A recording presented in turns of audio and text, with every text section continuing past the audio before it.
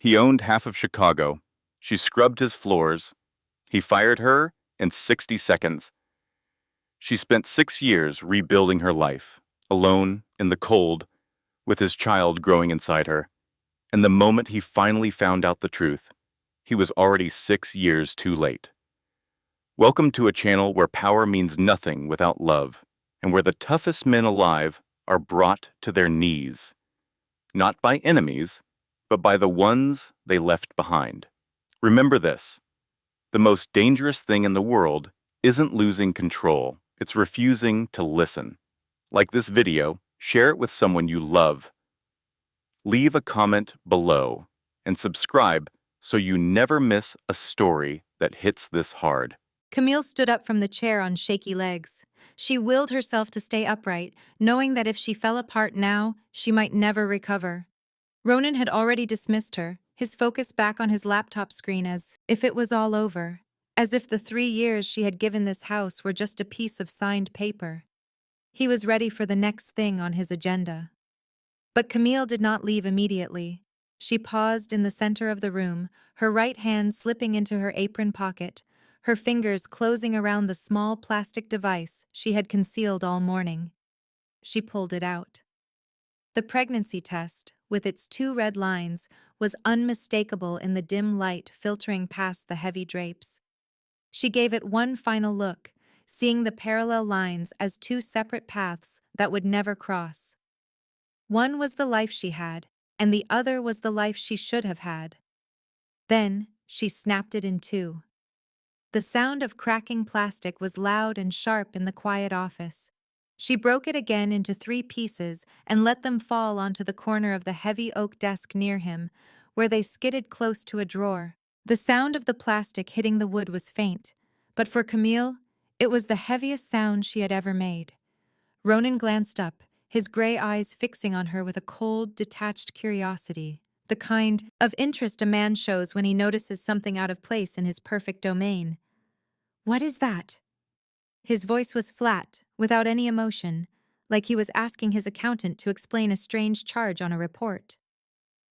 Camille did not reply. For the first time in 3 years, she did not look down when he spoke to her.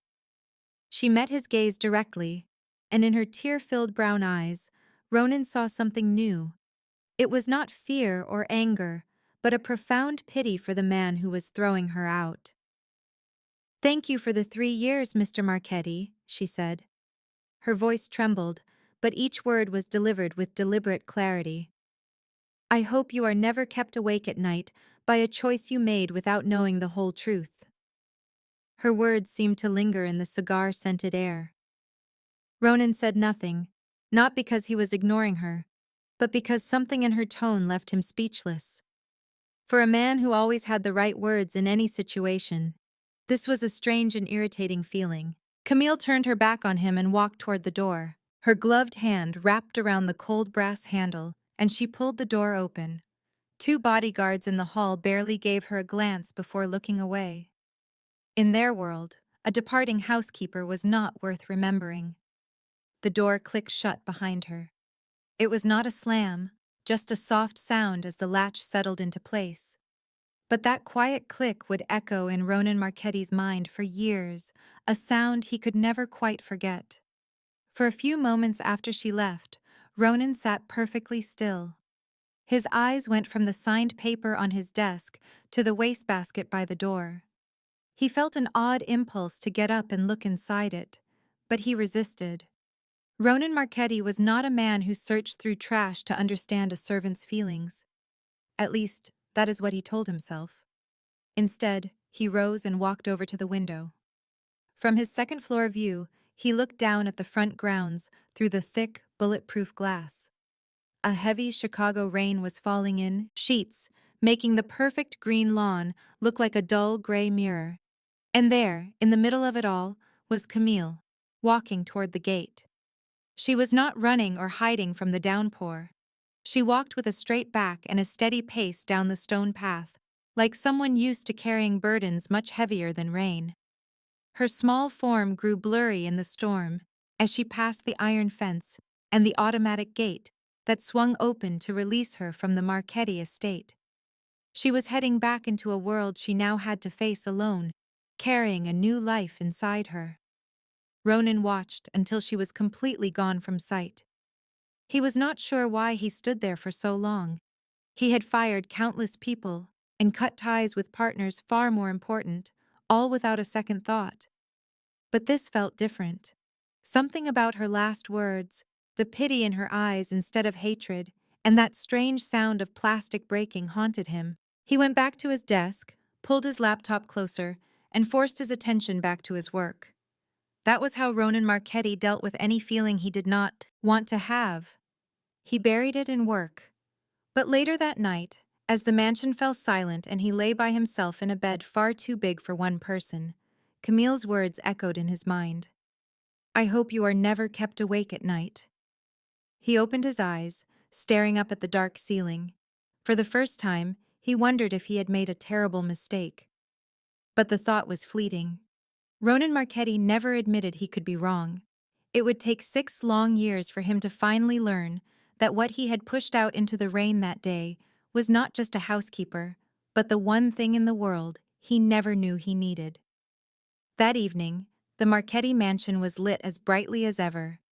The private chef served dinner at a long table that could seat 12 people. But only a single plate was set at its head, where Ronan always sat, staring at the empty wall opposite him, as if that void were his only dinner guest. He cut his steak, raised his glass of wine, and chewed with slow, mechanical precision, ruled the way he operated in every part of the Marchetti empire. His phone buzzed halfway through his meal. He answered without looking at the name, since only a select few could call him at this hour, and each call meant either a deal or a problem. It was Tommaso, his uncle, reporting that a package needed to move through Southport before sunrise. There was a problem with the transport crew and they were waiting for his call. Ronan put his wineglass down, delivered calm and precise orders in under 2 minutes, then hung up. No second guessing, no deliberation, no losing sleep over decisions involving hundreds of thousands of dollars and the kind of risks most people couldn't fathom. He went back to his dinner, slicing into his steak as life moved around him. Perfect, smooth, and cold, like a machine built never to stop for anything. But once dinner was over, as he walked down the hall to his office, he found himself stopping at the door to the room Camille had left just hours before. He did not enter immediately. He stood there for a moment, his gaze falling to the carpet where she once sat. Her last words echoed in his thoughts. He took a deep breath, walked through the door, and lost himself in work. To Ronan Marchetti, any emotion without a clear purpose was a flaw, and in his line of work, flaws could be fatal. At that same moment, nearly 15 miles from the mansion, Camille stood at a bus stop on Ashland Avenue, completely drenched.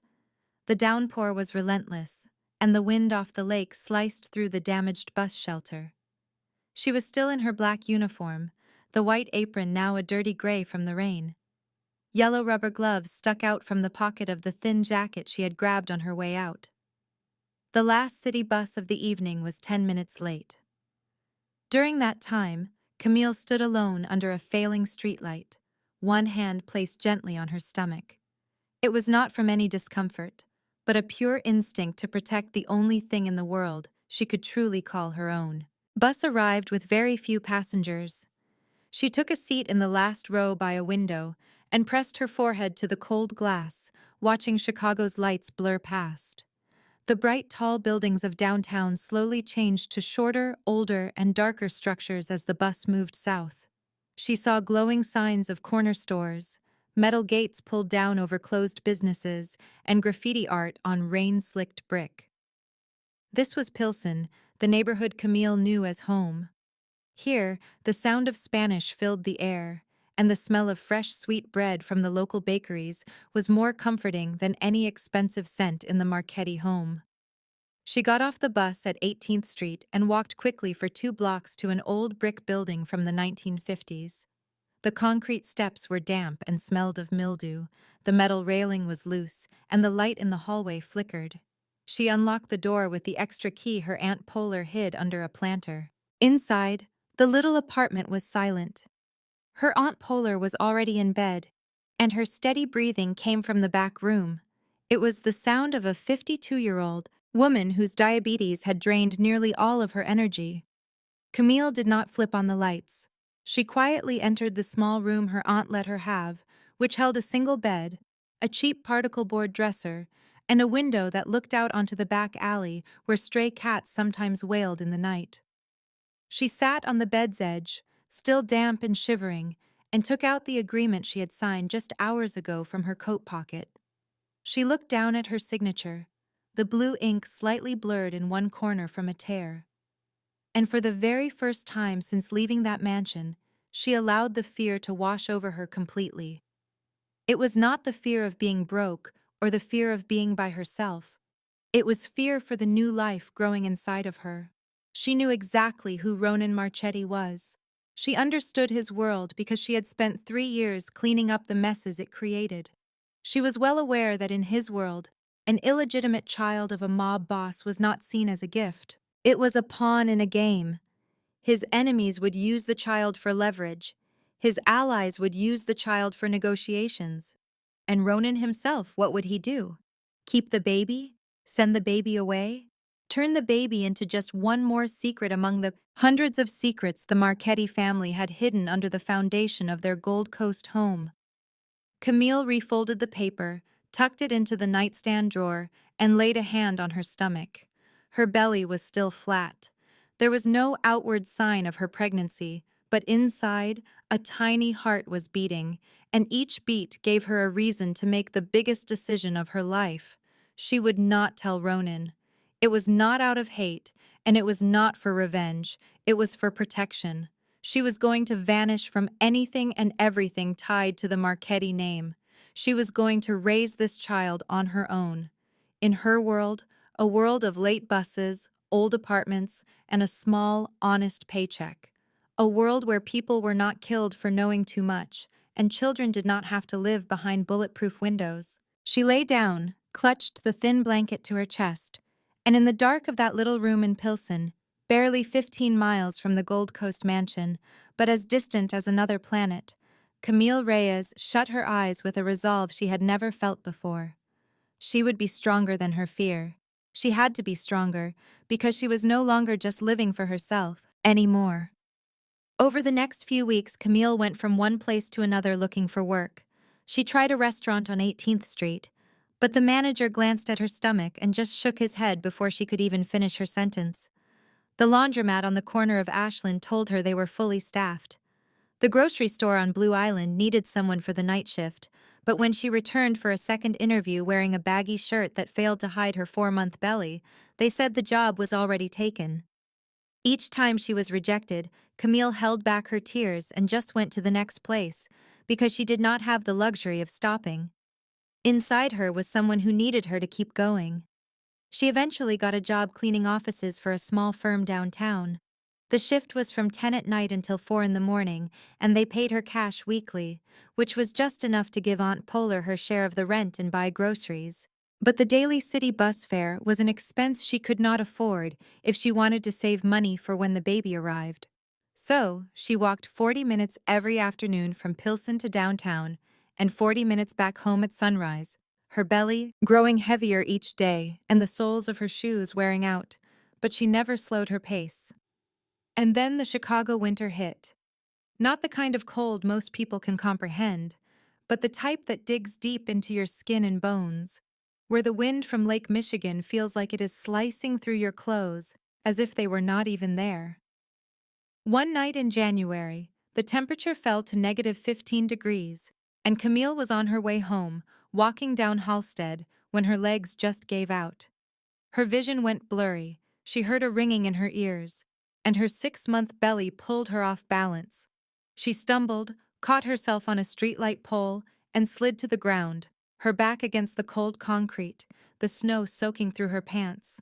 She tried to yell for help, but the street was deserted at 3 in the morning, and her voice was so faint that her breath just turned to a white puff and disappeared into the frozen air. She had no idea how long she was there. Maybe 5 minutes, maybe 15. But when she heard footsteps approaching and felt a warm hand on her shoulder, she was sure she must have been dreaming. It was Father Miguel Cortez, the priest from St. Pius Church in Pilsen, who was on his way back after checking on a parishioner who was gravely ill. He found her huddled at the base of a streetlight, obviously pregnant, with purple lips from the cold, and asked no questions. He simply helped her to her feet, wrapped his own heavy wool coat around her, and led her to the church. He settled her near a heater, brought her a bowl of warm soup, and waited for the color to return to her cheeks. "You do not have to explain," he said softly in Spanish. "You just need to know you are not alone." From that day forward, Father Miguel became the steady presence Camille never knew she needed. The church was poor, so he could not offer much money. But he provided food from the pantry each week, a warm place to rest when the Chicago cold was unbearable, and the one thing no one else could give her, faith that she was on the right path. Aunt Polar helped in her own way, too. Diabetes was stealing her strength daily, her legs too swollen to walk far. But when Camille's morning sickness was so severe she could barely move, Polar would sit by her bed, rubbing her back with shaky hands.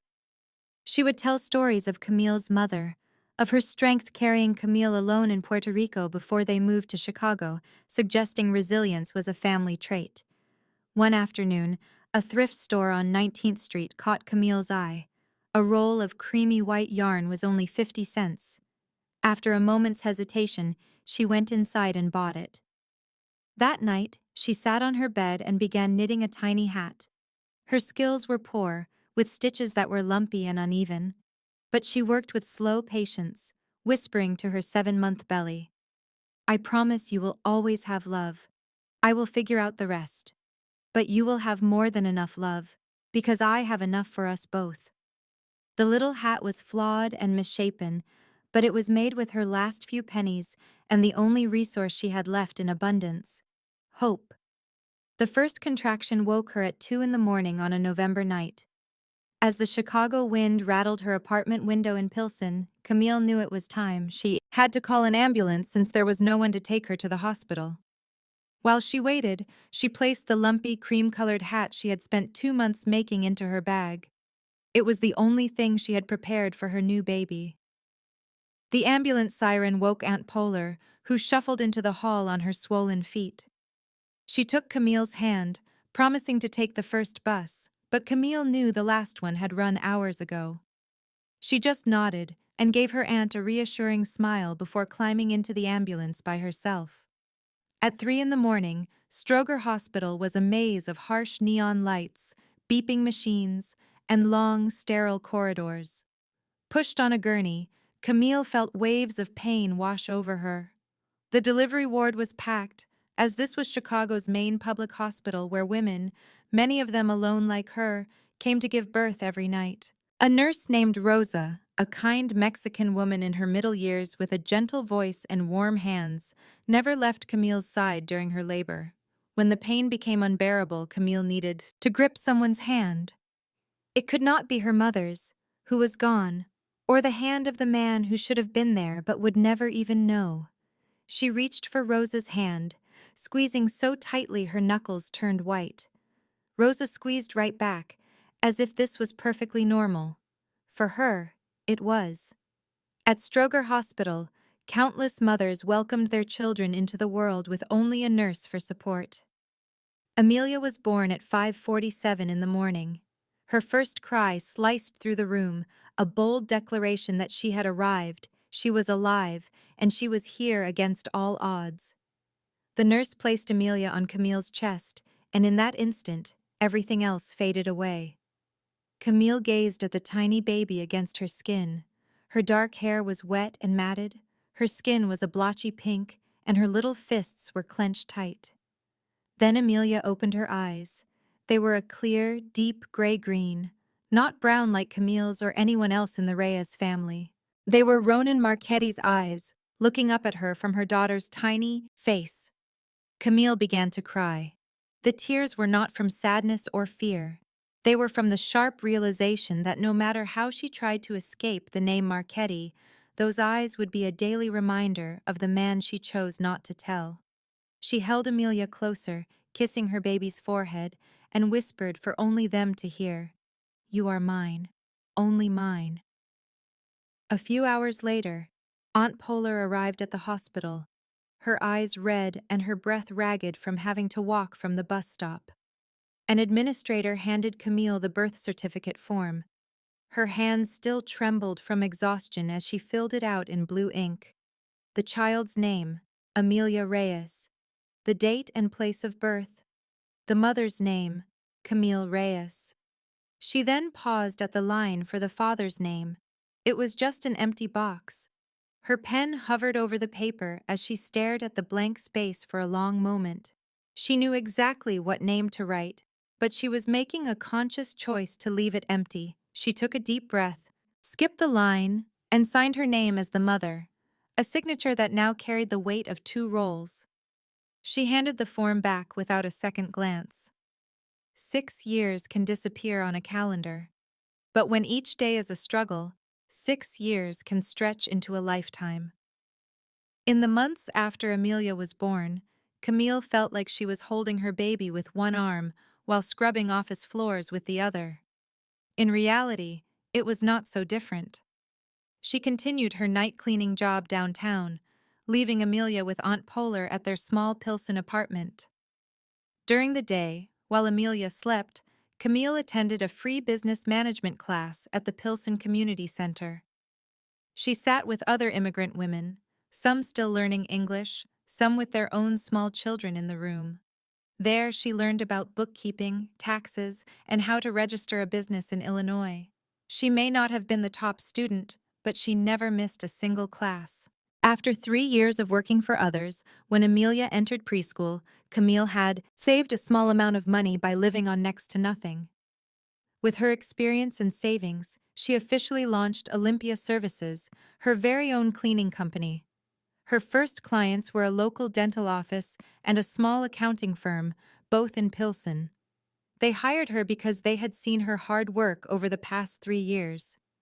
Camille made no grand promises, she just pledged to do a thorough and honest job, and she always delivered. Soon, one satisfied client recommended her to another.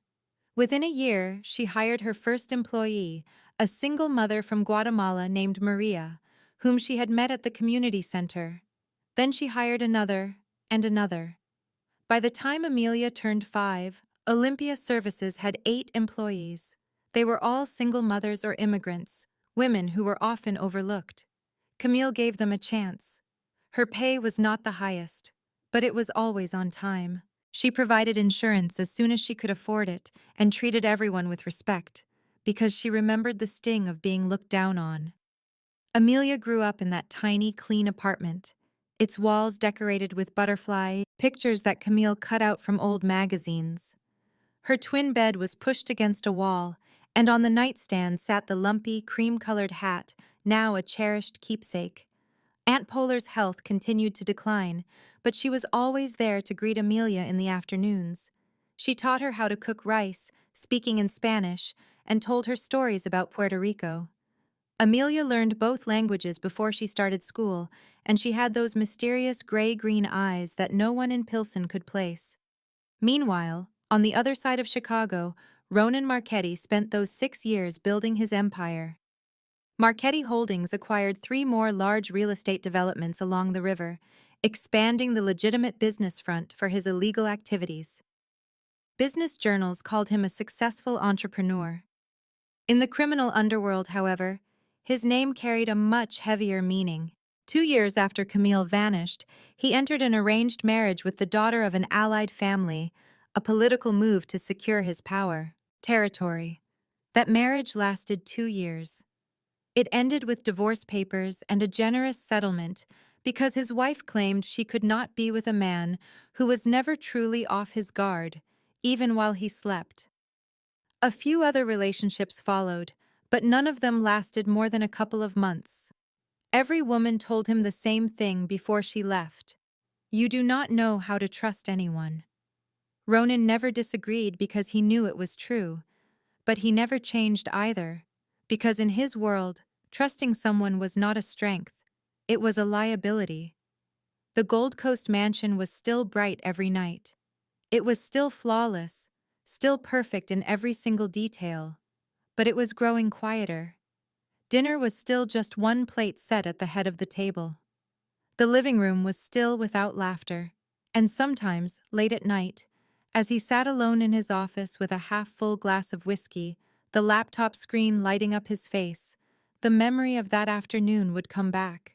Not the whole thing, just a single moment. The look in Camille's eyes as she stood in the doorway and said goodbye. He had seen all kinds of eyes in his life, eyes full of fear, of hate, of desperation. But her eyes were something he had never seen before. He recognized. They were not the eyes of a guilty person. They were the eyes of someone let down. A profound disappointment for a person she once thought was better. That look stayed with Ronan Marchetti more than any rival circling his business. He understood how to deal with his enemies. But the look of disappointment from the woman he had dismissed was something he could not handle. His investigation was not started by his conscience. It was started by the FBI. 6 years after Camille had gone, federal agents tightened their focus on the money laundering activities within the Marchetti Holdings Company. He received 2 subpoenas in 1 week. Government lawyers began to interview his employees. An offshore account in the Cayman Islands was frozen without any notice. Ronan knew that to save his empire, he had to track down every dollar from the past 10 years. This was not to come clean to the FBI, but to figure out what secrets needed to be hidden better and what could be sacrificed. He contacted Yelena Vulov, his personal lawyer and financial chief, finance, and he told her to perform a complete internal review. Yelena spent 3 weeks examining thousands of financial records, and her discovery surprised Ronan. She found a history of strange cash withdrawals that went back for years. Each transaction was small enough to not set off any alarms, but the total was hundreds of thousands of dollars. The trail led to one person who could access the family's private financial system other than Ronan himself. Gianni Marchetti. Yelena put the file on Ronan's desk one night, looked directly at him, and said, "The $50,000 from 6 years ago was not the only time. It was simply the first." Ronan examined every line. The numbers did not lie. Gianni had been taking cash from a secondary safe, from business accounts, and from the secret fund for illegal activities. He used it all to pay off gambling losses to a loan shark connected to the Volkov Syndicate, a rival organization fighting for territory in Chicago. His brother had not only stolen from their family, he had funded an enemy. Ronan closed the report, sat quietly for a moment, and then gave Yelena a simple order. "Bring him to me." Gianni came to the Gold Coast mansion at 10 that evening, completely unaware of the situation. He had his usual smile as he entered his brother's home, but this time, 2 guards guided him down to the basement instead of the living room. The Marchetti basement was not for storing wine. It had bare concrete walls, harsh white lights, a steel table, and 2 chairs.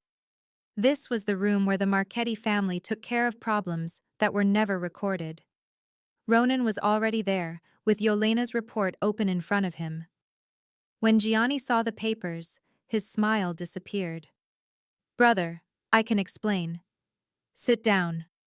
Ronan's voice was calm, but Gianni sat down right away. He knew that tone. It was the one Ronan used before he made a decision that could not be changed. Ronan did not say much. He just pushed the report across the table and waited. Gianni denied it for 5 minutes, then made excuses for 10. When Ronan continued to just watch him with eyes as cold as the floor, Gianni finally broke. He admitted to everything. Gambling losses since he was 25, nights of losing it all at private games, and threats from loan sharks who said they would break his fingers if he did not pay. He said desperation made him steal from his brother's safe. Ronan listened, took a slow breath, and then asked the last question. 6 years ago, did she take the money? There was a long silence. Gianni looked down. "No. She was just a housekeeper," Gianni said without looking up. "Who would believe her? I thought you would never know and it would all be forgotten." The cement room was so still they could hear a pipe dripping. Ronan looked at his brother, the man who shared his name and his childhood, and he saw the one thing he hated most in the world. His father, the old man Marchetti, had been the same way. He used innocent people to cover his own mistakes. He punished those who could not fight back to protect his own. Ronan had promised himself he would never be like him, but 6 years ago, he had done that exact thing without knowing it. He had fired an innocent woman without checking the facts, without listening, without offering her a single chance to explain, only because she was the weakest one there. And in his world, the weakest one was always guilty. Ronan stood up and looked at Gianni for the last time. You have 24 hours to leave Chicago. Every account, every card, and all access connected to this family is cut off now. You are not a Marchetti anymore. Gianni began to speak, but then he saw his brother's eyes and stopped. He knew that Ronan letting him leave that basement unharmed was the final act of mercy he would ever get. After Gianni left, Ronan stayed alone in the cold basement. And for the first time in 6 years, the memory of Camille Reyes was not a hazy shape. Her face was clear, sharp, and painful. He understood that he owed her something that money could never fix. After Gianni was gone from the basement, Ronan did not go to his room. He went back to his office on the second floor. He needed to be alone with the new reality. He needed to be in the room where 6 years ago he had forced an innocent woman to sign for a crime she did not commit. He sat in his chair, not bothering with the laptop or a drink. He just sat in the darkness as streetlights cast long stripes of light across his wooden floor. Then he began to clean. The room was not dirty, but he needed something to do with his hands to keep his mind from fracturing. He opened a desk drawer and shuffled through old documents, expired agreements, and outdated business cards. As he pulled the drawer completely out to set it down, a small object fell from a tight space where it had been stuck for years. Ronan retrieved it. It was a small piece of white plastic, about 1.5 inches long, its surface faintly yellowed with age. He almost threw it away, but then the light from the window caught a faint pink line running across it. His hand stopped. A memory from 6 years ago sparked in his mind, hazy but present. Camille was by the door, taking something from her apron pocket, looking at it, and then breaking it with a sharp, dry snap that echoed in the quiet room. He had asked her, "What is that?" But she never gave him an answer. At the time, he did not care enough to ask a second time. Now, holding the piece of plastic, he cared deeply. He pulled out his phone and searched for images of pregnancy tests. His screen filled with pictures of white plastic sticks, each with little windows showing 1 or 2 pink lines. He glanced at the piece in his hand, then back at the phone. It was the same pink line, the same plastic, the same size. His heart began to pound, not from danger, but from the ground shifting beneath him, making everything he knew feel uncertain. She was pregnant that day. The realization hit him with a force he was not ready for. He placed the plastic on his desk, picked up his phone, and dialed Yelena. It was almost 1 o'clock in the morning, but she answered right away, because a call from Ronan Marchetti at that hour was never something that could wait. "I need you to find someone," he said. "Camille Reyes. She worked here 6 years ago. Find out everything about her for the last 6 years, where she is, her job, her family, and do it discreetly." Yelena never asked questions. She only asked when he needed it. 2 days, Ronan replied, and ended the call. Yelena was done in a day and a half. The file was on Ronan's desk the next afternoon. It was tidy, thorough, and perfectly precise, just like all her work. Camille Reyes, age 28, lived in Pilsen, Chicago.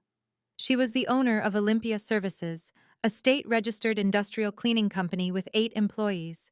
She had one daughter, Amelia Reyes, age 5, who attended a public school in Pilsen. The birth certificate left the father's name blank. Ronan read that detail twice. 5 years old. She had been pregnant 6 years ago, which meant a 5-year-old child.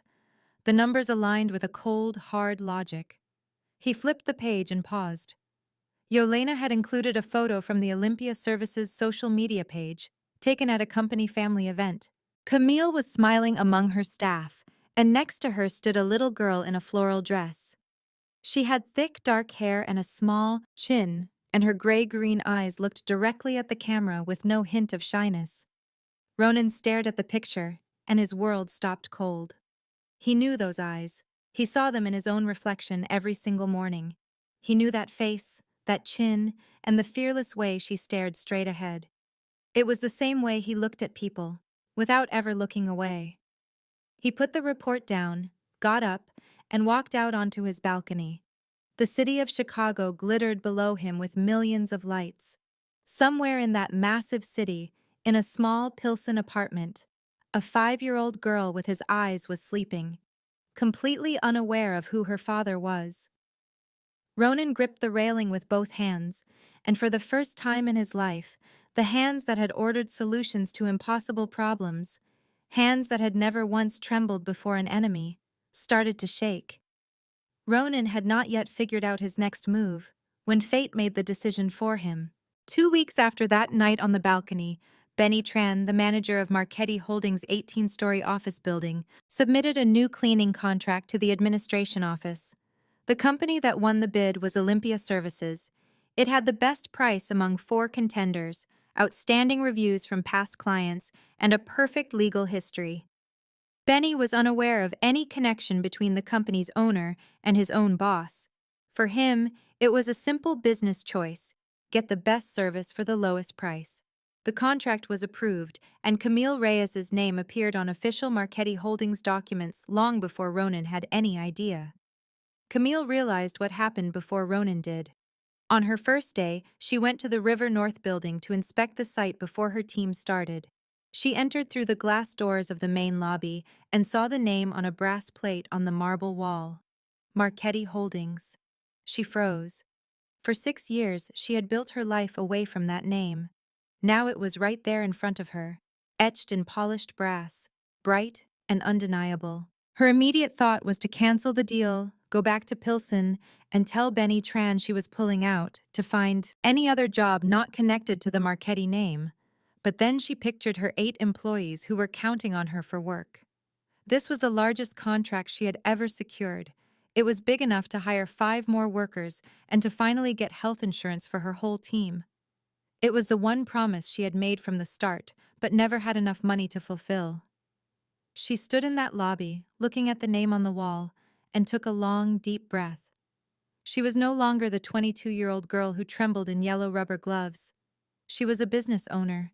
She had a signed contract, and she promised herself she would never let fear dictate her choices again. She decided to keep the job. For the first 2 weeks, everything operated as usual.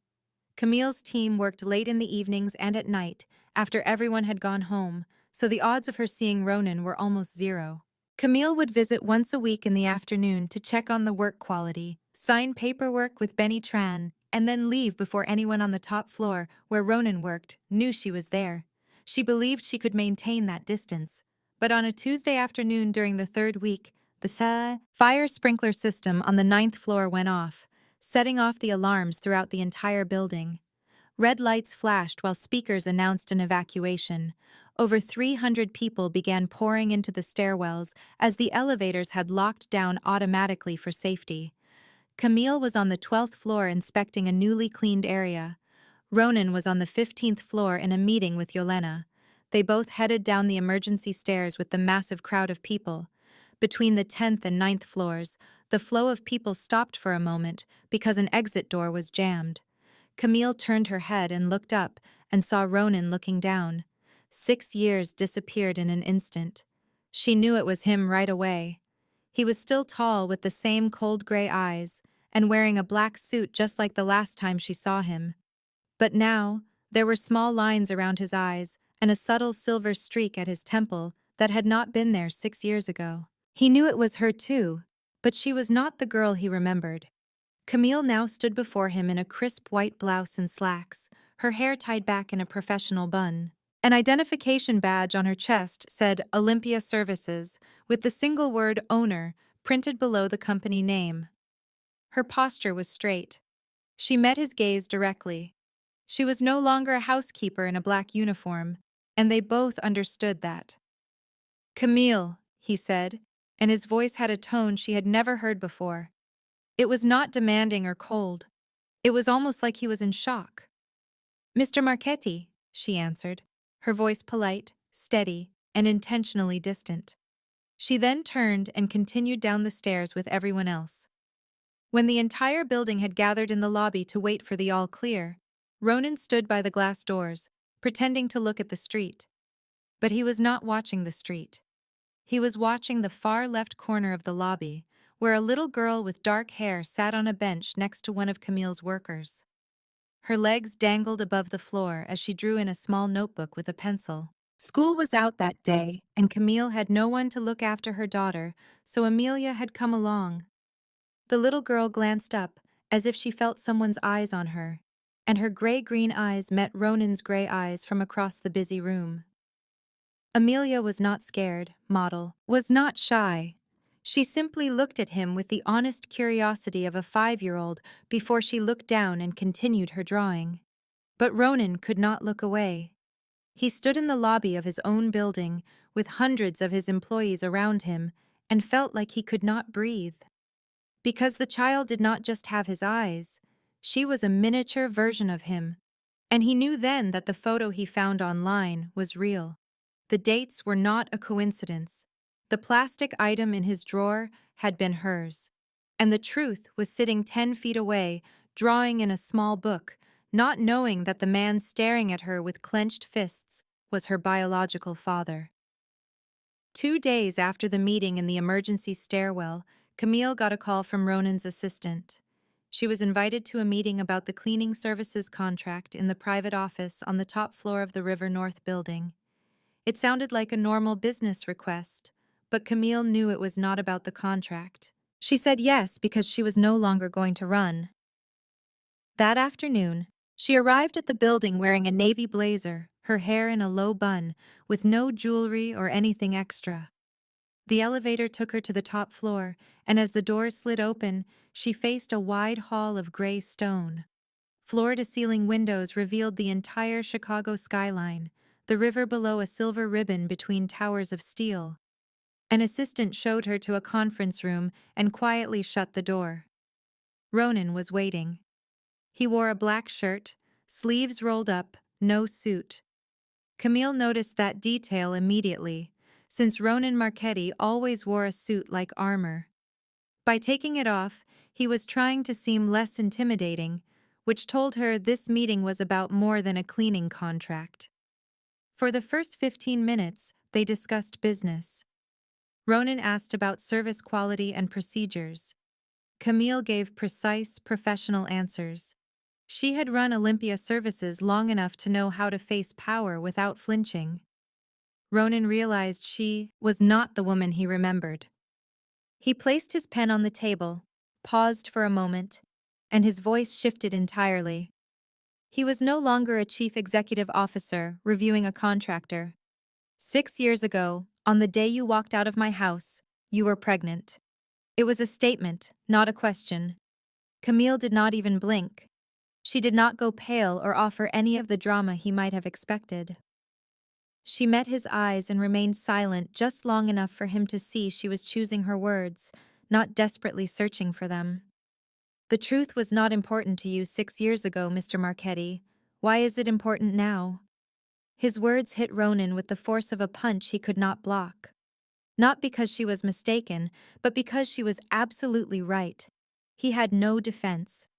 6 years ago, he had refused to listen. He had not given her a single chance to explain. He took a deep breath and did something he had almost never done in his 37 years. Not to anyone. I was wrong. 3 words, smaller than any command he had ever given, but they carried more weight than all of them. Camille showed no reaction. But on the inside, something changed, because it was the first time she had heard this man admit he was wrong. And she knew for someone like him, those words were tougher than any underworld deal. I know about Gianni, he continued. I know you did not take the money. I know all of it, and I know it far too late. Camille remained silent. She waited, sensing he had more to say. Ronan leaned in, his voice softer. But you need to understand something, Camille. If that child has Marchetti blood, it does not matter if you want it or not. If you hide her, she is in a danger that you cannot see.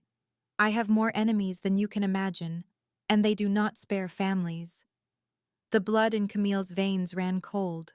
For 6 years, she had fled the Marchetti name for this very reason, knowing just how dangerous his world was. She had cleaned blood from floors and knew violence was not an outlier there. It was the norm. But she also knew that 6 years of hiding had changed nothing. Blood ties do not just vanish. Amelia's gray-green eyes would always be there, and if anyone bothered to look closely, the link would become clear, whether her birth certificate listed a father or not. Amelia is not a pawn in a game, she said, her voice firm, though her hands were clenched under the table. She is not property. She is not a weakness or a target. She is my daughter. Is she my daughter too? The question hung in the space between them, across the glass overlooking the city, bridging 6 years of silence. Camille watched him for a long moment.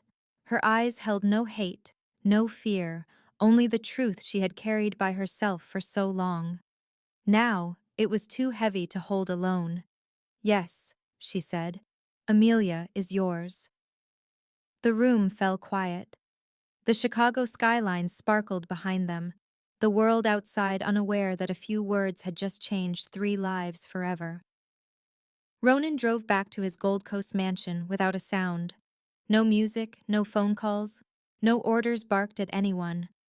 For the first time in ages, he drove himself, not wanting a driver to see his face. He parked inside the garage, walked through the dark house without flipping a switch, and went directly to his office, shutting the door behind him.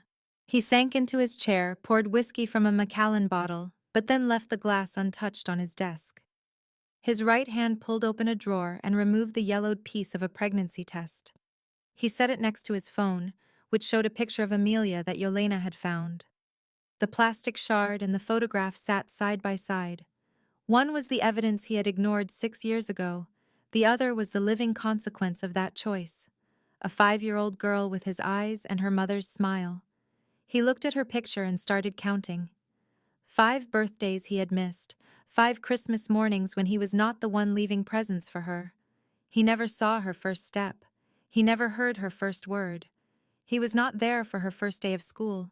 He never stayed up with her when she had a fever, or caught her when she fell. 5 years, each day and each moment had passed without him even knowing she existed. And now it all weighed on him like a verdict no lawyer could appeal. He glanced at the broken piece of plastic. He recalled the snapping sound it made in this very office 6 years ago. He had asked, "What is that?" without even looking up from his laptop.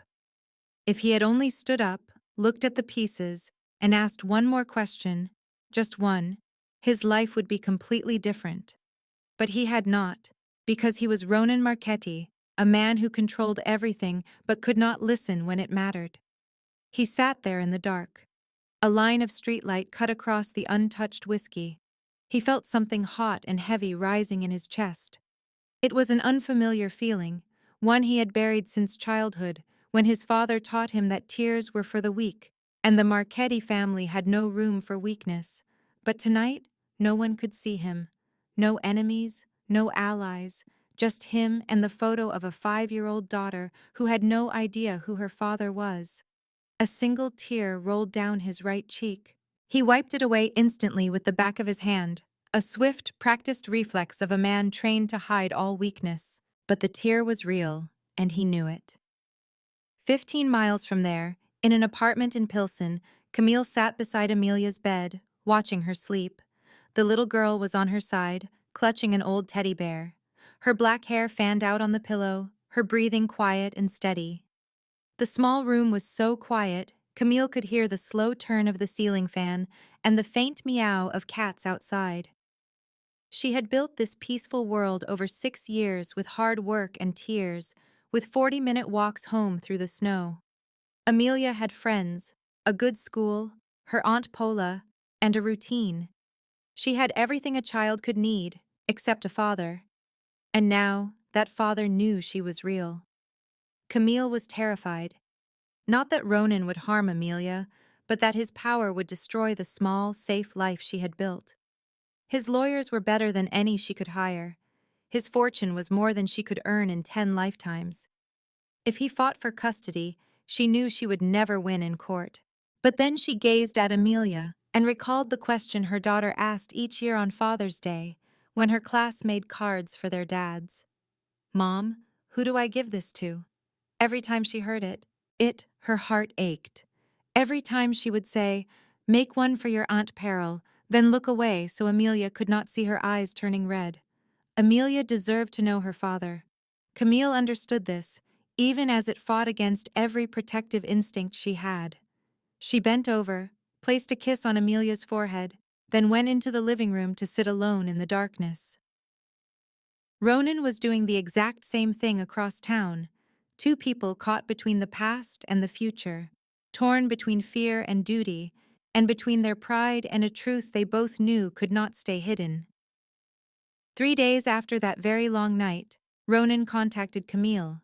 He was direct, saying he wanted a DNA test. Not because he questioned her, but because he needed a legal basis before entering Amelia's life. "I can't just arrive with words," he said. "I must arrive with responsibility, and that requires paperwork."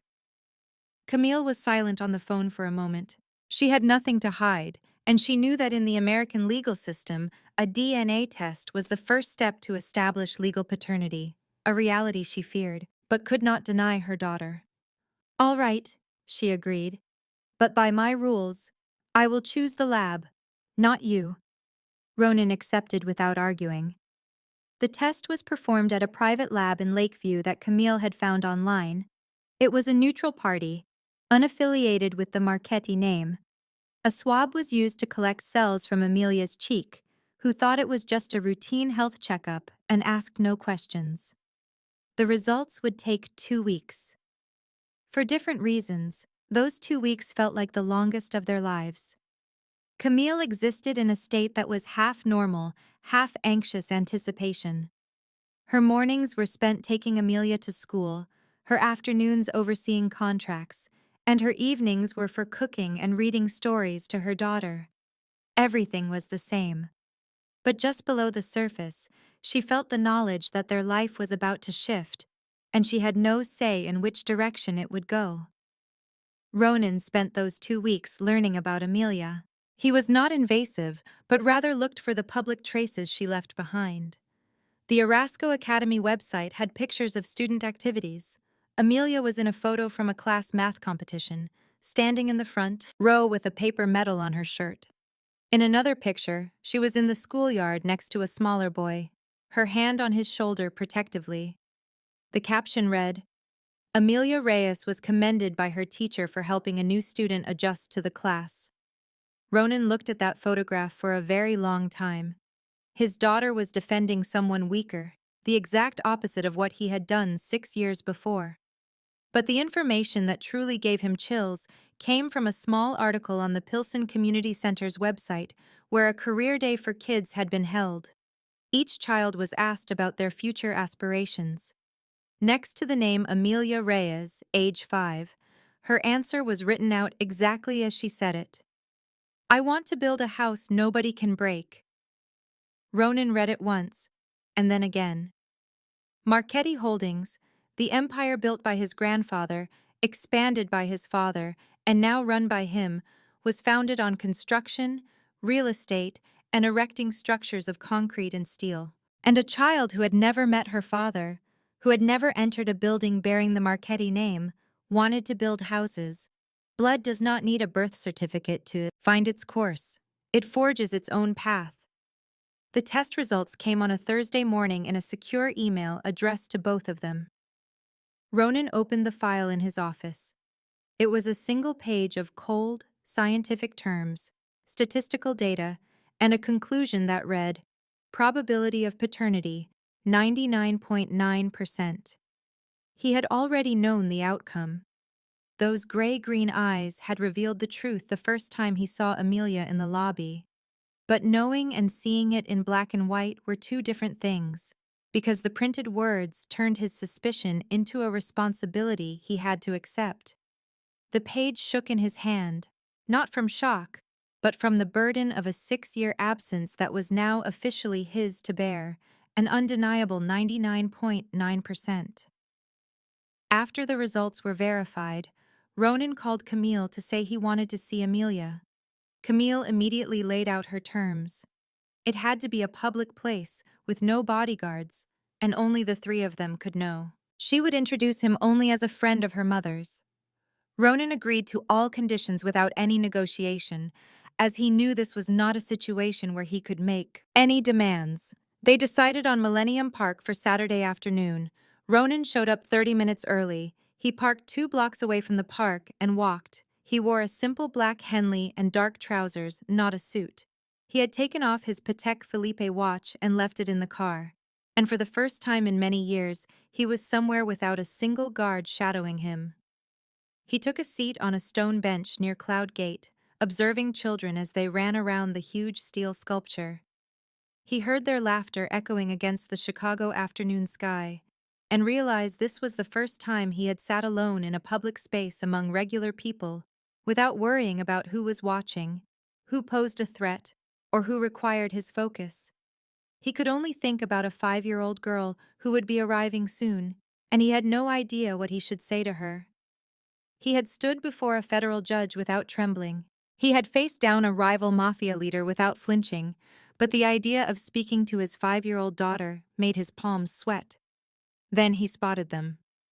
Camille was approaching from Michigan Avenue, holding the hand of a little girl in a red coat, whose black hair was in a ponytail and who moved with energetic, quick steps. Amelia gazed around the park with wide, gray-green eyes, her curiosity piqued by everything. Ronan rose as they neared, his heart pounding so hard he could hear it. Camille paused in front of him and said in a calm, casual voice, "Amelia, this is Ronan, a friend of Mommy's." Amelia looked up at him. She had to lean her head back because Ronan was so much taller. Her gray-green eyes met his gray eyes, and Ronan felt as though a part of him he thought was long since locked away had been touched. "Hi, sir," Amelia said clearly. She was not scared or timid, just polite, like a well-raised child greeting an adult. "Hi, Amelia," Ronan replied, forcing his voice to remain even as his throat tightened.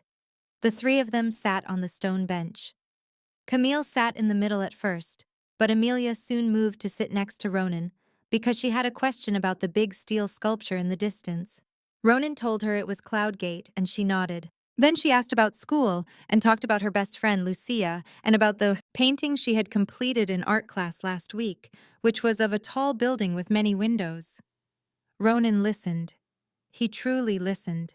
He was not just waiting for an opportunity to speak, but was listening because every word from this child was precious.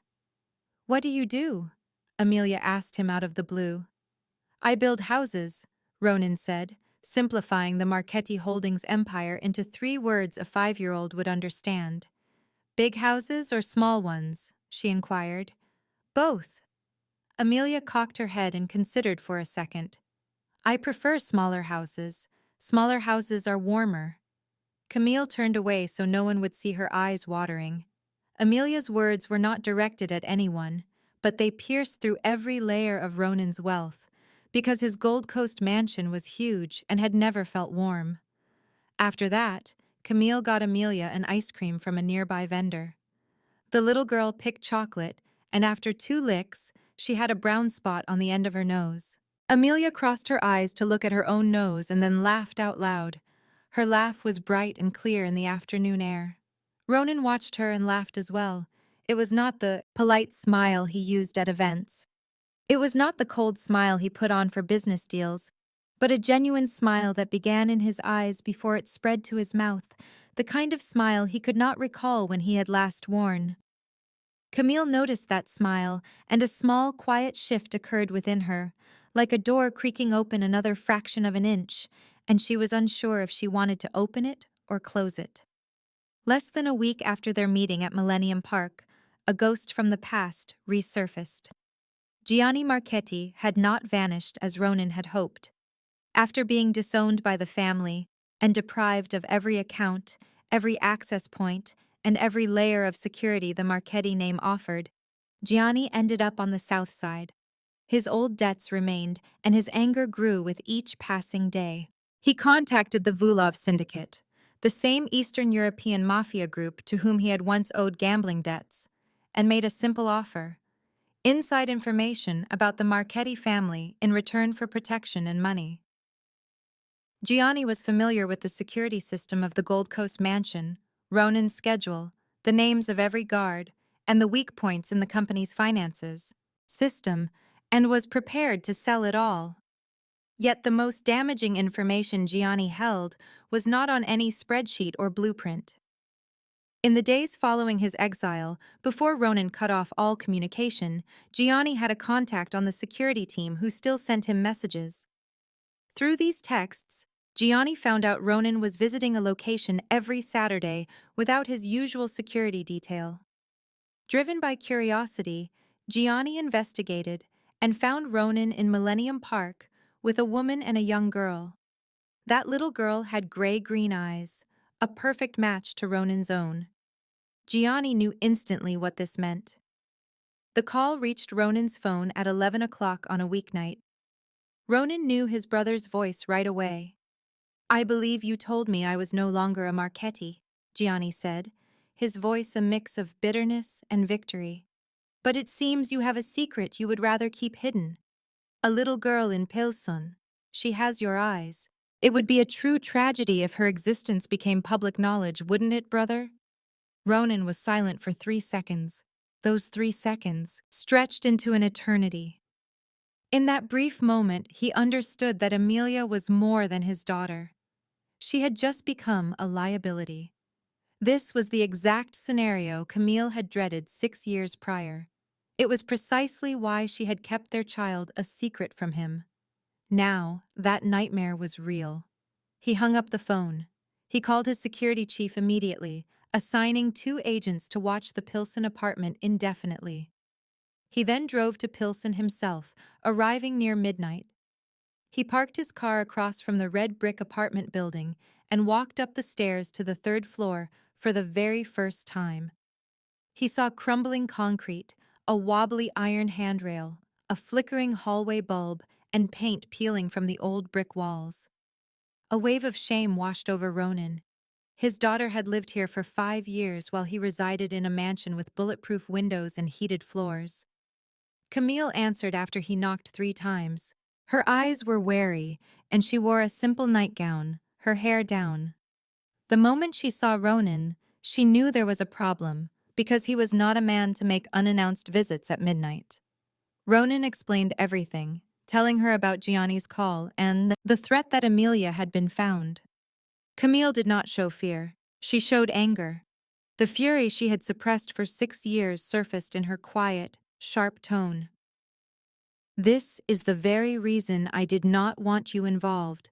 This is the life I fought to shield my daughter from, and you have brought it to my doorstep." Ronan stood silently and accepted her words, because she was not wrong. Every single word she spoke was true, and he had no defense. "I understand," he replied. "But regardless of your anger toward me, Amelia must be protected. Allow me to do that. Not for my sake, but because she deserves safety." Camille observed him, standing in the rundown hallway of a building he never would have entered otherwise. She realized that even if she slammed the door on him, the threat outside would not simply disappear. "Amelia must not know," she stated, her voice still firm but shifting from anger to resolve. "Her life must appear unchanged. No bodyguards at her school, no armored vehicles, nothing that would frighten her. If you are going to protect your daughter, you must do it so she never realizes she needs protection." Ronan agreed, then returned to the Gold Coast to handle Gianni in the way his world managed such problems. Yelena followed the money trail from the Volkov syndicate to Gianni and severed it. She revealed to Volkov that Gianni had inflated the worth of his intelligence to get more money, changing him from a useful source to a fraud in the eyes of his protectors. Simultaneously, Ronan delivered a firm message to the Volkov syndicate through a secure channel. Any action against the Marchetti family would be viewed as a declaration of war, a conflict no Chicago organization wanted. Volkov got the message. Gianni lost his protection, his money, and all his leverage. 2 weeks later, he boarded a westbound bus at night and vanished from the city, much like Camille had vanished from the Gold Coast mansion 6 years before. But Camille had departed with her dignity, while Gianni departed with nothing but a worthless name. Once the danger from Gianni was gone, the Saturday meetups in Millennium Park resumed. Each week, Ronan came early dressed casually, with no bodyguards in sight. Although, on his orders, 2 men now watched from a safe distance, completely unknown to Amelia. She started to see Ronan's presence as a normal part of her weekend routine. She would show him her high math scores, discuss her latest school drawing, and ask him questions about everything from why skyscrapers stand to why the Chicago sky was often so gray.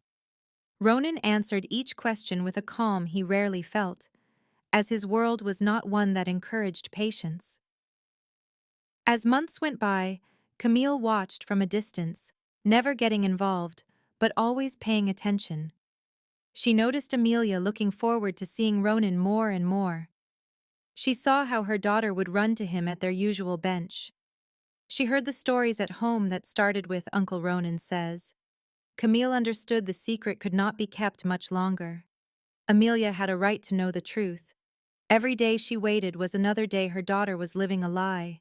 Camille picked a peaceful Sunday afternoon. She asked Ronan to come to their apartment in Pilsen. This was his second time climbing those brick stairs, but this time it was not due to danger, but for the exact opposite reason. Amelia was on the couch, sketching in a notebook, when Ronan entered. She glanced up and smiled. "Uncle Ronan," she said, before returning to her drawing. Camille sat down next to her. Ronan sat in the chair facing them. The small living room meant they were all very close. The ceiling fans spun lazily. Afternoon sunlight streamed through the window, highlighting the old wooden floorboards. Camille touched Amelia's knee, getting her to stop drawing and look up. "Amelia, your mom has something very important to tell you." Amelia put her pencil down and looked from her mother to Ronan and back again. Her gray-green eyes held a seriousness that was beyond her years. "Ronan is not just my friend," Camille said, her voice steady, though she squeezed Amelia's knee to hide a tremor. "He is your father." There was a pause. It was not a dramatic, movie-style silence, but the quiet of a 5-year-old trying to grasp a concept far beyond her experience. Yet her intuition understood more than most adults would guess. Amelia did not weep. She did not yell. She had no extreme reaction. She just stared at Ronan for a very long while, with eyes that were identical to his. Then, in a small, steady voice, she asked, "Why was Dad not here before?" The question was straightforward, yet it held the weight of 5 Father's Days, without a card to make. 5 years of hearing classmates talk about their dads, not knowing she had one. 5 years of seeing the empty space on her birth certificate and not questioning her mother about it. Ronan offered no excuses or lengthy explanations. He did not shift blame. "Because I was wrong," he said, his voice quiet, his gaze locked on his daughter. "And it took me a very long time to realize it." Amelia tilted her head, considering his words as she always did, and then she posed one final question. "Do you realize it now?" "I do," Ronan replied. That was all it took. The 5-year-old girl before him did not need elaborate reasons. She just needed to know her father was finally here and that he finally understood. Amelia closed her notebook, got up from the couch, walked the 2 short steps to Ronan, and put her arms around him. The embrace was quick and light, 2 small arms wrapping around the neck of a man she had called her uncle just weeks earlier. But that simple hug was powerful enough to erase 6 years of separation in a way that words never could. Ronan hugged his daughter back, his touch careful and gentle, as if he were holding the most valuable thing in the world. And he was. He was not a man who hugged people. His life had no place for such softness. But as his daughter's arms gently tightened around his neck, a core instinct deeper than any training showed him how to rest a hand on her back and just be still. Camille watched them from the couch. When Amelia laid her head on Ronan's shoulder, Camille looked toward the window. Tears streamed down her face. They were not tears of sadness or fear, but of pure relief. She had shouldered this secret by herself for 6 long years. Now, that weight was finally shared. Her daughter at last knew she had a father. And the little girl did not cry. She hugged. Sometimes, the grace of a 5-year-old is more direct and powerful than any judgment in the world. In the days that followed that Sunday, the word dad began to appear in Amelia's vocabulary like a small new, just like learning to walk. At the park, she said it for the first time, a sound so quiet it was barely a whisper. Dad, look at what I drew. She then glanced up at Ronan, her eyes asking for permission to use that word. Ronan just nodded as his eyes started to well up, but he quickly turned his head away. A week later, her voice was a little stronger. Dad, Lucia likes to draw houses, just like me. By the following week, the word came out as easily as breathing. Dad, I am hungry. It was then Ronan knew that it was the most beautiful sound he had heard in his 37 years.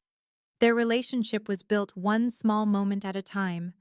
Ronan became a part of Amelia's world, not with money or influence, but simply by being there. When Erasco Academy mailed an invitation for the parent meeting to start the year, Camille asked Ronan if he would like to attend. He went and found himself folded onto a small blue plastic chair in the kindergarten room. His knees were practically touching his chin, as the seats were for parents to sit next to their kids, among regular dads in t-shirts and jeans. Ronan Marchetti was so out of place, it was almost comical. He was taller than almost everyone there, his posture perfect from years of sitting at the head of boardroom tables. Even with his attempt to dress down, his Italian leather jacket was worth more than the clothes of the 3 fathers next to him combined. But then the teacher asked Amelia to introduce her family. She popped up, pointed right at Ronan and announced, "This is my dad," with the most ordinary and proud voice you could imagine. Suddenly, Ronan did not feel out of place at all. He was just a dad on a tiny plastic chair, and in that room, it was the only title that mattered. A couple of weeks after that, Amelia came home with a drawing. She laid it out on the kitchen table in their Pilsen apartment for Camille to see. The drawing was of a house with large windows and a red roof. In front stood 3 figures, side by side. The tallest on the left, one in the middle, and the smallest on the right. Scrawled above them in the shaky letters of a 5-year-old were the words, Mom, Dad, and me. Camille looked at it for a very long time. She did not cry, her tear ducts had run dry years ago, but a warmth blossomed in her chest. It was a feeling that 6 years of standing on her own 2 feet had taught her to forget. She took a flower-shaped magnet and fixed the drawing to the refrigerator, where it has been ever since. Then came the first weekend Amelia would spend at the Gold Coast mansion. After many talks, Camille finally agreed, with Ronan promising to follow strict rules about timing and calls. Ronan had a room prepared for Amelia. It was not like a luxury hotel suite, but a real child's room with books lining the shelves, a fresh box of colored pencils on the desk, a soft blanket on the bed, and sunlight streaming through a window that overlooked the garden. Amelia entered the mansion, her eyes wide with wonder. She ran her hand along the wooden banister, gazed at the high ceilings, and raced through a living room bigger than their whole Pilsen apartment. She finally stopped in a long hallway and said, "This house is very big, but it feels sad, Dad." Ronan, who was right behind her, paused. "Why do you think it is sad?" "Because there is no laughter here." The statement was simple, as children's often are, but it was sharper than any report Yolena had ever written. Because this mansion truly had no laughter. It never did. From his father's time down to his, the house was filled only with commands, silence, and the sound of footsteps on hardwood floors. That evening, The father and daughter watched a cartoon in the enormous living room. Amelia was curled up on the sofa next to Ronan, her feet cozy in cat-themed socks Camille found at a thrift shop. Partway through the movie, Amelia looked up at Ronan and asked with a sleepy but serious voice, "Dad, do you have regrets?" Ronan looked down at his daughter. "Yes." "About what?" "Not listening to your mom when she needed me to." Amelia considered this for a moment, her sleepy gray-green eyes blinking slowly. Then she said, "It is okay, because you listen now." She turned her attention back to the movie, as if she had just solved an easy puzzle. For Ronan, however, it was anything but simple. It was forgiveness. It was not the type adults give, full of conditions, but the pure, unconditional forgiveness of a child who values the present over the past. He sat in his own living room and for the first time heard laughter in the mansion when Amelia giggled at a clumsy cartoon character. And he knew the 5-year-old beside him had offered him what no one in the mafia world ever could, a genuine reason to change. Gossip travels quickly among Chicago's elite. The world of the rich is smaller than you might imagine, and their gossip spreads faster than their influence. Ronan Marchetti has an illegitimate daughter with a former maid. The story hopped from one dinner party to the next cocktail party, serving as premium entertainment. During a charity gala at the Peninsula Hotel on a Friday night, where Chicago's business and political figures mingled with wine glasses and plastered-on smiles, a business rival named Harrison Burke, who owned a competing real estate firm, leaned toward a group of men near Ronan. In a voice just loud enough to be heard, he said, "I hear Marchetti is playing house with the help and the little bastard from Pilsen. I suppose that is his newest pet project." A faint wave of chuckles went through the group. Ronan placed his glass on the bar, turned, and took 2 steps until he was directly in front of Harrison Burke. He did not raise his voice. He did not have to. Everyone there was well aware that when Ronan Marchetti's voice grew quiet, the surest sign of his anger. "The woman you just spoke of built an entire company herself while you were counting the money your father left you. She is the mother of my child. Do not speak of her again until you have earned the right." Harrison Burke turned pale.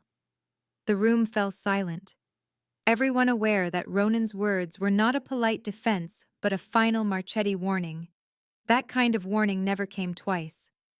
Later that night, Ronan drove back to his mansion alone, replaying the scene. He had publicly claimed Amelia and defended Camille's honor before Chicago's elite, and he had no regrets. Meanwhile, in her Pilsen apartment, Camille faced her own anxieties.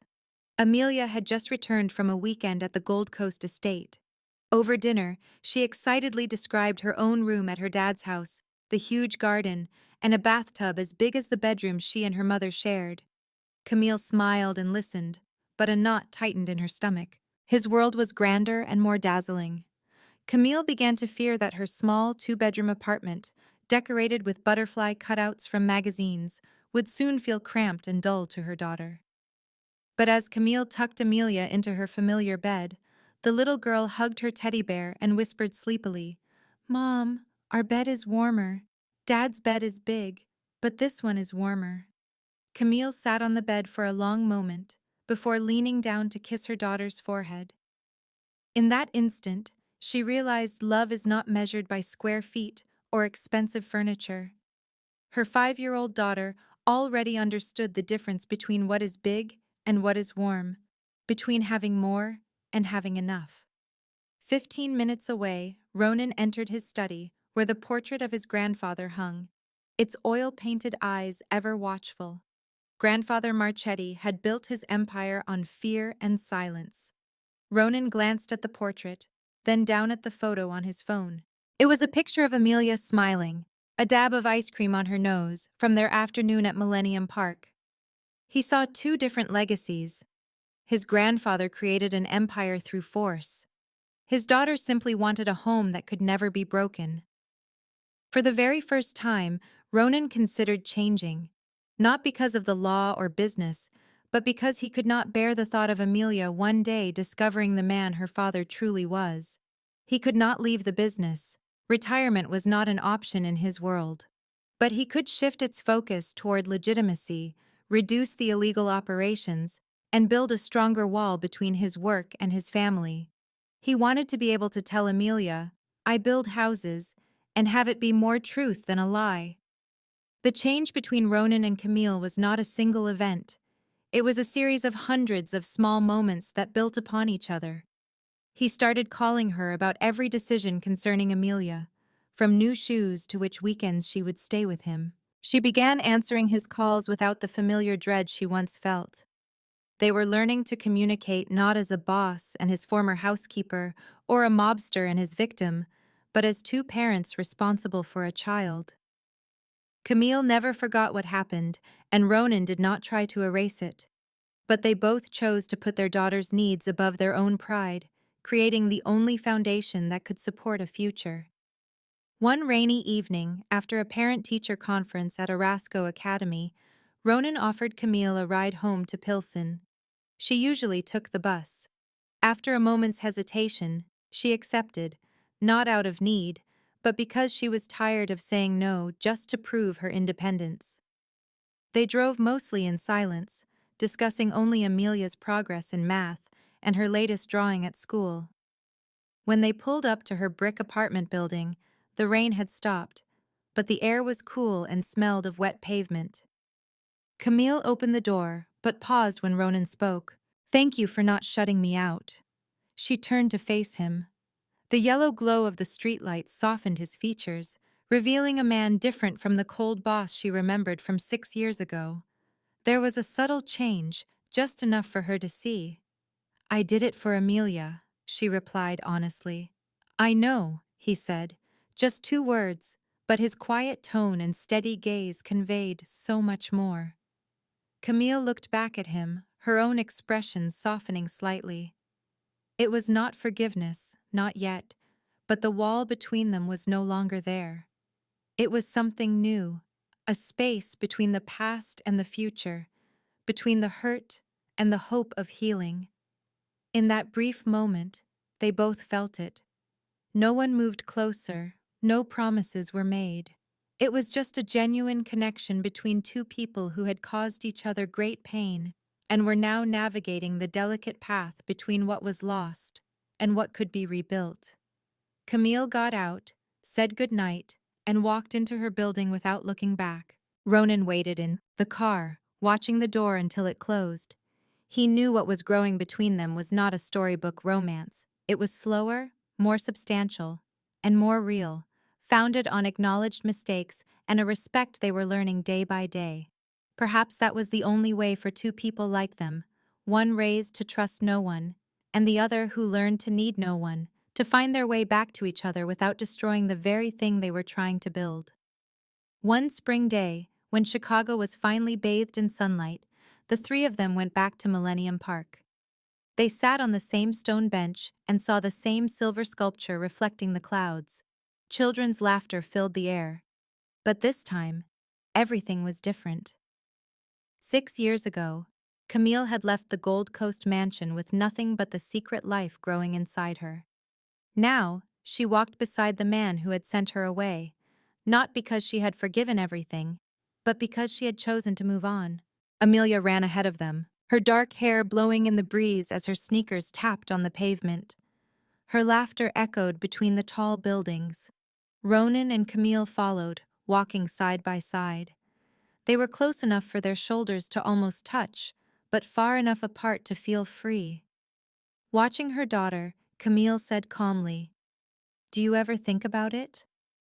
That day in your office was the worst day of my life. But it was also the day that my new life truly began."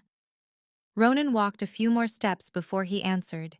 "And it was the day I lost the most valuable thing I ever had, and I was too foolish to realize it." They said nothing more, nothing else was needed. The past was still there, a part of their story, but it was no longer a barrier. It had become a foundation, flawed and broken, but strong enough for them to build upon. Amelia stopped by a reflecting pool, turned to see them, and then ran back. Her gray-green eyes sparkled in the afternoon light. as she grabbed her mother's hand with her left and her father's with her right. "Come on," she said, pulling them along. "Last one there buys ice cream." And so they walked together by the water. They were not a perfect family from a fairy tale. They were just three people who had been broken, who had made mistakes, and who were now choosing to heal together rather than be defined by their past.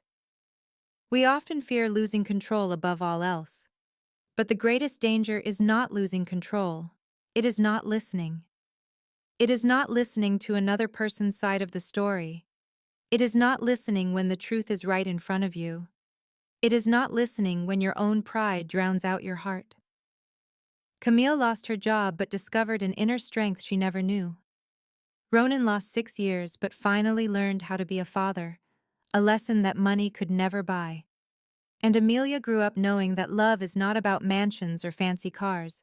Love is shown through being there, through patience, and through spending a Saturday afternoon together in the park. And questions are met with honesty. Our mistakes are not who we are. Our courage to fix them is. You cannot buy responsibility with money. You earn it through your actions, day by day. And second chances do not appear because we are worthy of them, but because someone is kind enough to open a door they had every right to slam shut. And for you listening to this story, please remember this. Never make a choice before you listen.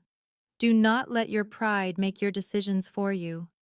Do not judge a person by their situation, because you have no idea what they have endured to be where they are. Life has a way of giving you back what you put in.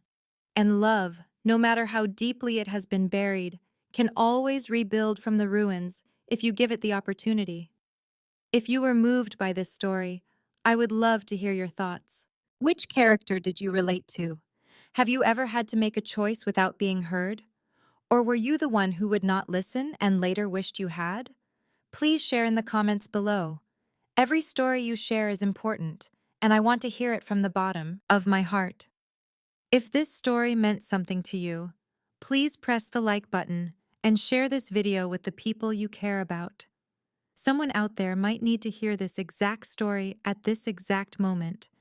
And if you are not subscribed yet, please subscribe now and turn on your notifications so you do not miss our new stories each day. Because here, every story holds a lesson that might just change how you view your life. I wish every single one of you watching this video good health, happiness, and peace in your daily lives. Thank you for being here with me until the very end. Goodbye, and I will see you in the next video. This content was carefully researched, developed, and manually edited by our team to deliver meaningful stories with valuable life lessons. Every narrative is crafted to entertain, inspire, and empower our audience. We believe that great stories can change lives, and we are committed to bringing you content that matters. Thank you for being part of our community.